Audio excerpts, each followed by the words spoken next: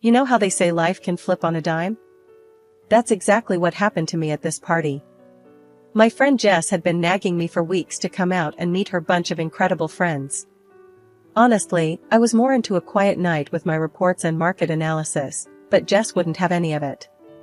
"Sarah, you need to get out more. Come on, it'll be fun," she insisted. So, there I was, in my least uncomfortable party dress, nursing a glass of wine and sticking out like a sore thumb among strangers. The place was buzzing, people laughing and chatting away. I stuck close to Jess, who seemed to know everyone. She was in the middle of introducing me to a couple of her friends when he walked in. "Tom." Jess's face lit up. "Oh, you gotta meet Tom," she said, dragging me through the crowd. Tom was this average-looking guy, nothing like the flashy type she'd expect at these gatherings.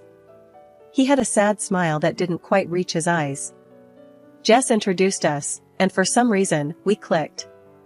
Maybe it was the way he talked about his daughter, Lily, with such warmth and pride. Or maybe it was his candidness about being a widower and raising her alone. Whatever it was, it got me. We found ourselves away from the crowd, sitting on some ridiculously oversized cushions. "So, Sarah, Jess tells me you're into stocks and all that Wall Street stuff," Tom started, his voice rough but friendly. "Yeah, something like that. I analyze investment opportunities, help people grow their money." "Sounds boring, I know," I replied, trying to make my job sound less nerdy than it was. "Nah, that sounds pretty damn impressive. Wish I knew a thing or two about handling money like that," he chuckled, taking a sip of his beer.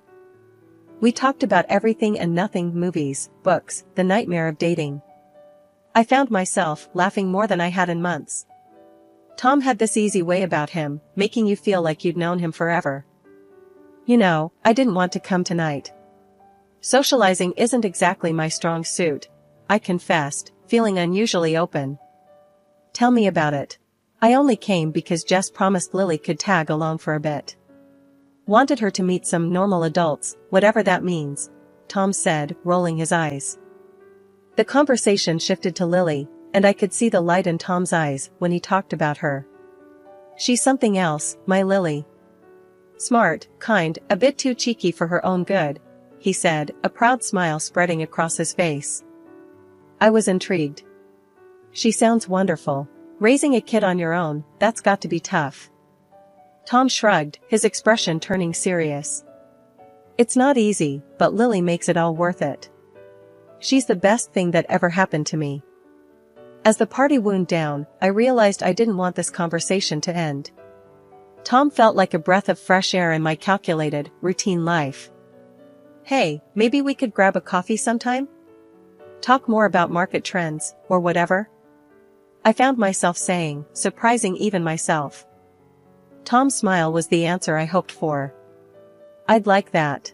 It's been a long time since I had a reason to look forward to something."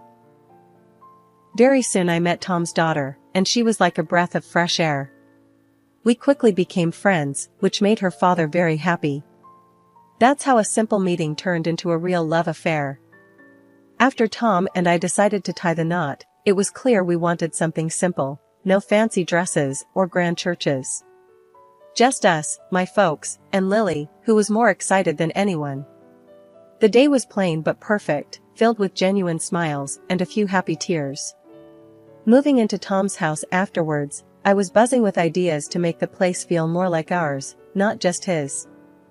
My new life meant working from home, which my boss was surprisingly cool about. It gave me the chance to really bond with Lily. I'd pick her up from school, and we'd chat about everything under the sun on our way to her ballet classes.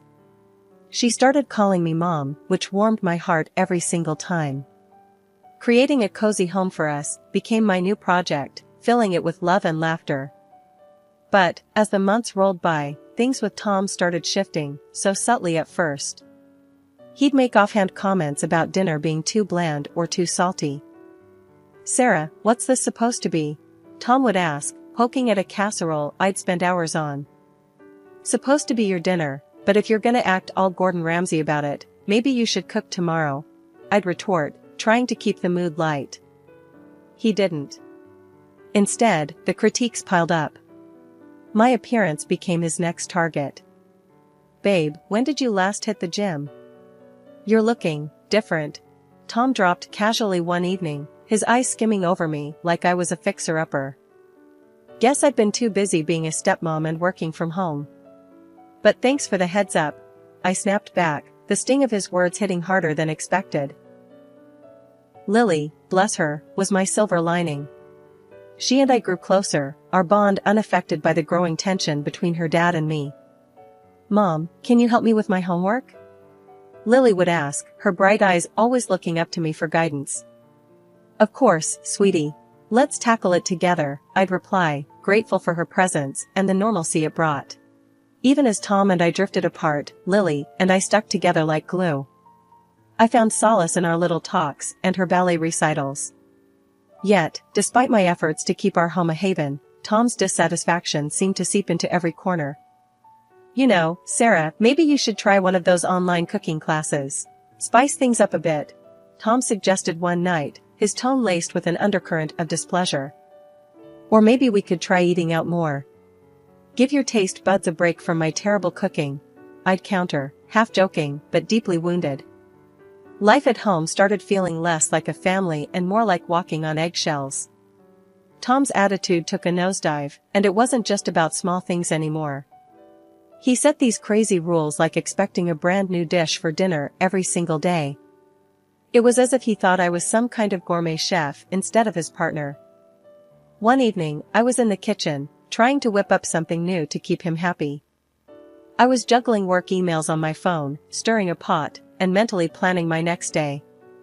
Tom walked in, a scowl already forming on his face. "What's for dinner?" he asked, his tone sharp. "I'm trying something new, a recipe I found online. Thought we could use a little variety," I said, trying to sound upbeat. He just humphed, peering over my shoulder. "Doesn't look very appetizing." "You know, when you decided to work from home, I thought you'd at least manage to keep the house in order and cook decent meals." His words stung. "Tom, you know I'm working too, right? It's not like I'm sitting around all day. Plus, I pick up Lily, help her with homework, visit my parents." He cut me off. Yeah, always the same excuse. "You're at home, aren't you? Shouldn't be too hard to keep things tidy and cook properly." I bit my tongue, holding back the tears. It was becoming a nightly ritual, this dance of disappointment and criticism. One night, as we settled on the couch to watch TV, he started on about my appearance. Pointing at the women on the screen, he said, "Look at them, they're about your age, right? Why do they look so much younger and better?" I tried to keep my voice level. "Tom, those women have all day to focus on looking good. They likely have personal trainers, chefs, and who knows what cosmetic work done." But he wouldn't have it. "Excuses, Sarah. It's all about priorities. You used to care about how you looked." I felt deflated, worn out. It wasn't just about the cooking or the cleaning anymore, it was a constant comparison, a reminder that I wasn't enough. During these times, Lily was my only solace. Now a teenager, she saw through her dad's behavior. "Mom, you don't deserve this. Why do you put up with it? You should just leave him," she'd say, her words filled with worry and anger. But I couldn't bring myself to believe that the Tom I fell in love with was completely gone. "He's under a lot of stress, Lily. I believe he still loves us. He'll change," I'd respond, more to convince myself than her. It's been a roller coaster, to say the least. 15 years of ups and downs, but mostly, it feels like I've been riding a slow descent into a place I never thought I'd find myself. Now, at 55, with my stepdaughter Lily living her own life, though we talk every day, sharing secrets and stories like we used to, life threw me another curveball. Cancer. The word hit me like a freight train, but somehow, I managed to keep my composure long enough to tell Tom. His reaction? Well, it was something. Not anger, not sadness, just disappointment. Not because of the diagnosis, but because I wouldn't be around to cook his meals or clean the house like I used to. "What am I supposed to do now?" "Look after myself," he had said, his voice laced with irritation rather than concern. I was stunned, not sure how to respond to such blatant selfishness. It's not like I expected a dramatic outpouring of love and support, but a little empathy wouldn't have hurt. His lack of concern cut deeper than any diagnosis could. So, I started treatment, spending more time in the hospital than at home. My parents, bless their hearts, visited whenever they could, despite their own health issues. Lily, too, was a constant presence, her calls and visits a bright spot in those dreary hospital days. Tom? He never showed. Not once. It hurt, more than I wanted to admit. Even after everything, part of me hoped he'd come around, show that he cared, even just a little. During one of Lily's visits, I couldn't hide my disappointment any longer. I can't believe he hasn't shown up. Not even once, I confided, trying to keep the bitterness out of my voice. Lily, ever the straight shooter, didn't mince her words. Mom, you deserve so much better. I've been saying it for years. It's like he doesn't even see you. You're fighting this battle, and where is he? Nowhere. You need to think about what's best for you now. I knew she was right, but it's not easy to let go of 15 years, even if they weren't all good. Deep down, I still harbored that small flicker of hope that things could get better, that Tom would change. But lying in that hospital bed, facing my own mortality, I started to see things more clearly. Maybe it was time to start thinking about what I needed, not just what Tom wanted. The revelation came on a Tuesday, just another ordinary day until Lily walked into my hospital room with a look that spelled trouble. I could tell something was up the moment I saw her. Lily never was good at hiding her feelings. Mom, we need to talk. She started, avoiding my gaze. That's when my stomach tied itself into knots. Lily calling me Mom was always a balm to my soul, but today, it felt like the prelude to bad news. What's wrong, Lily? I asked, bracing myself. It's about Dad. She hesitated, then took a deep breath. He's seeing someone else, Mom. And it's serious. He introduced her to me last week. The words hit me like a punch to the gut. Not that our marriage was perfect, but to hear he'd moved on so blatantly was a different kind of hurt. How long? Was all I managed to muster, my voice barely above a whisper. A while, I guess. I'm so sorry, Mom. I thought you should know. Lily's voice cracked, her usual toughness giving way to concern. I sat there, trying to process the news. Betrayed, yes, but surprised? Not entirely. Tom hadn't been a husband to me in a long time. Still, the confirmation of his infidelity stung. The shock of it hit me hard, though a part of me wasn't surprised. Tom's late nights, the sudden interest in looking younger, the new cologne, it all made sense now. Yet, hearing it out loud from Lily felt like a betrayal of a whole different kind. Does he think this is okay? Introducing her to you like it's all normal? I couldn't keep the anger out of my voice. Lily shrugged. He's convinced himself you're already gone, Mom. Says it's time he moved on for his happiness. It's like he doesn't even care about how this would hurt you. I laughed, a harsh sound that surprised even me. His happiness, huh? What about all those years I spent trying to make him happy? What a joke. And that's when it hit me, Tom had never really seen me. Not the real me. He saw a caretaker, a cook, a cleaner, but never his wife. And here I was, battling cancer, while he played house with someone else. For the first time in a long time, I felt a spark of something fierce within me. Anger, yes, but also determination. I'd been living for Tom, worrying about his meals, his house, his happiness. It was time to start living for myself. Lily wiped away a tear, looking determined all of a sudden. What are you gonna do? You can't let him just get away with this. A cold resolve settled over me. Tom's actions, his complete disregard for our marriage, it all clarified one thing. It was time to close this chapter for good. Tell him I agree to the divorce, I said firmly, surprising even myself with the decisiveness in my voice. It's clear he's moved on, and so should I. Lily's eyes widened. Really? Just like that? Yes, just like that. He thinks he can replace me so easily, let him try. But he'll regret this, Lily. Not today, maybe not tomorrow, but one day. He'll see what he's thrown away. Lily stood up, her stance shifting from worried to warrior-like. I'll tell him. And Mom, we'll get through this. Screw him and his midlife crisis fantasy. You're worth $1 million of her. Her fiery spirit in that moment gave me strength. I was about to embark on a tough journey, battling both cancer and a crumbling marriage, but I wasn't alone. I had Lily, and together, we were formidable. Thanks, Lily. We've got this, I said, a small smile breaking through the gloom.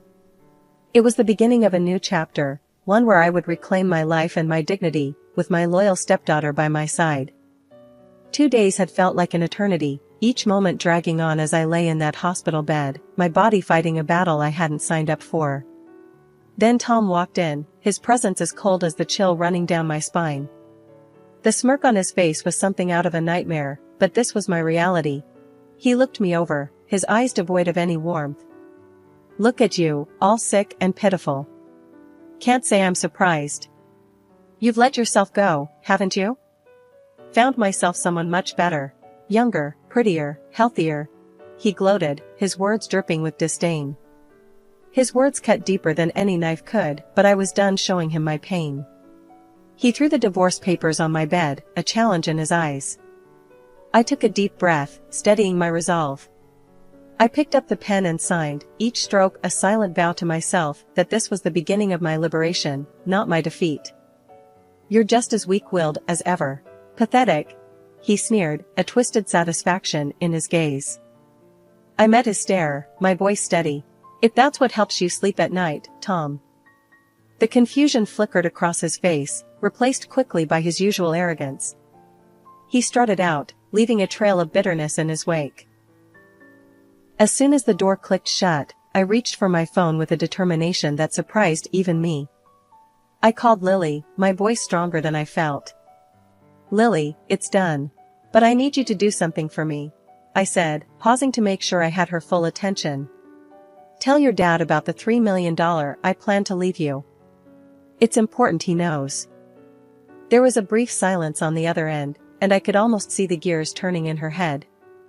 Mom, are you sure? He's going to flip out. A small smile tugged at my lips. That's the point, darling.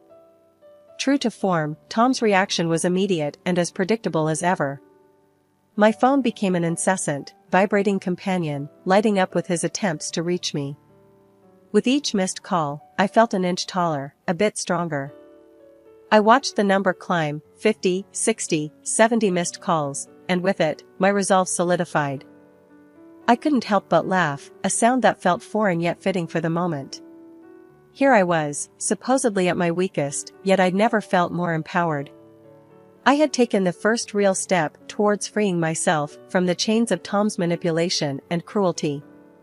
The sun was just peeking through the blinds when Tom burst into my hospital room the next morning, desperation etched in every line of his face. His sudden change of heart was as transparent as it was pathetic. Sarah, I've been a fool. I see that now. I love you, and I'm ready to leave her and start over with you. We can remarry, start fresh, he pleaded, his hands outstretched as if he could physically pull me back into the life we once shared. I couldn't help but laugh, a deep, genuine sound that seemed to startle him. Tom, you've shown me exactly who you are. After years of neglect, cruelty, and now this betrayal? And you think what? A few sweet words and it's all forgiven? He blanched, taken aback by my reaction. Sarah, please. I mean it. I realized I made a mistake. I shook my head, still incredulous. A mistake? Tom, you deliberately chose to step out on our marriage, humiliated me while I was at my lowest. No, it's too late for regrets. His desperation turned to anger, his face reddening. You'll regret this. I'll make sure of it. I'll sue you for every penny of that hidden money of yours. The threat was laughable. Go ahead and try, Tom. That money? It's in my father's name. He made those investments, all legally binding and documented. You won't get a dime. The realization of his powerlessness hit him hard. His anger dissipated into sobs of frustration, a pitiful sight that had the guards rushing in. As they escorted him out, I moved to the window, watching him. There he was, the man I'd spent so many years with, looking so defeated and alone. Yet, I felt no pity. He was reaping what he'd sown, and in that moment, I knew I was finally free. Justice prevails, I whispered to myself, a smile touching my lips. In that hospital room, I made a promise to myself. No longer would I be defined by the failings of my marriage or the cruelty of a man who couldn't appreciate the love and loyalty I'd offered. It was time to rebuild, to focus on my health, my happiness, and the future I deserved. The battle with cancer was like riding the world's most terrifying roller coaster, one where you can't see the track ahead. Months of treatment stretched out, with good days where hope flickered bright and bad days where it dimmed to nearly nothing. Remission would come, lifting me up, only for exacerbation to drag me back down into the fight. But I kept fighting, every single day, with every bit of strength I had, both for me and for Lily. Finally, the doctors gave me the news I'd been dreaming of. I was healthy, the cancer was gone. Walking out of that hospital felt surreal, like stepping into a new life waiting to be written. The fresh start wasn't just symbolic, it was real, tangible, and it was mine for the taking. Recovery wasn't just about the physical, it was mental, emotional, a total overhaul of life as I knew it. The day I was discharged from the hospital marked not just the end of my treatment, but the beginning of something new. Something mine. Lily picked me up, her car loaded with my few belongings. "Ready to start fresh, Mom?" she asked, her smile bright and encouraging. I couldn't help but return her smile. "More than ready, kiddo." We drove to my new place, a modest house I'd bought with the money I'd wisely invested over the years. It wasn't just a house, though, it was a promise of new beginnings, of freedom. As we unpacked, Lily chatted about decorating ideas, about painting the walls and planting a garden. "This is going to be a place of happiness, Mom. You'll see. We'll make it our sanctuary." Her enthusiasm was infectious. For the first time in years, I felt light, like a weight had been lifted. "I'd like that, Lily. A sanctuary sounds perfect." We took a break, sitting amidst boxes, with takeout containers between us. "You know, I've been thinking," I started, "about what comes next. I want to use this chance not just to heal, but to rediscover who I am, who I want to be." Lily nodded, taking my hand. "I've got your back, Mom. Always. And hey, you're already doing it. Look at how far you've come." She was right. The journey from being trapped in a loveless marriage to standing on my own 2 feet hadn't been easy. But here I was, ready to face the world on my terms. "I'm thinking of starting a blog," I mused. "Sharing my story, maybe help others who've been in similar situations." "That's an amazing idea." Lily's eyes sparkled with pride. "You've got so much wisdom to share. Plus, you're pretty badass, you know?" I laughed, the sound bright and genuine. "Thanks, Lily. I guess I am, aren't I?" Said and done. I started my own personal blog, in which I shared the details of my struggle with cancer. People in the comments supported me, shared their own experiences. It was touching and reassuring at the same time. During one of our quiet evenings, Lily shared her own monumental decision. "Mom, I've cut ties with Dad," she said, her voice steady, but I could see the turmoil in her eyes. "After everything, I see you as my real mom. He chose his path, and I've chosen mine, with you." Hearing her call me Mom in that context, knowing the weight it carried, filled me with an indescribable mix of pride and sorrow. Sorrow for the broken bridges in her life, but pride in her strength and in the bond we shared. "Lily, there's something I've been meaning to tell you," I started, taking her hands in mine. "When the time comes, I'll be leaving everything to you, the house, the $3 million, all of it. You're my family, my future." Lily looked at me, tears brimming in her eyes, but a smile breaking through. "I don't need any of that, Mom. Just having you is enough. But thank you, for everything." In that moment, any lingering shadows of the past faded away. We were family, bound not by blood but by choice, by love. And as we looked ahead, the future wasn't just a blank page, it was a canvas waiting for us to fill it with color, with life.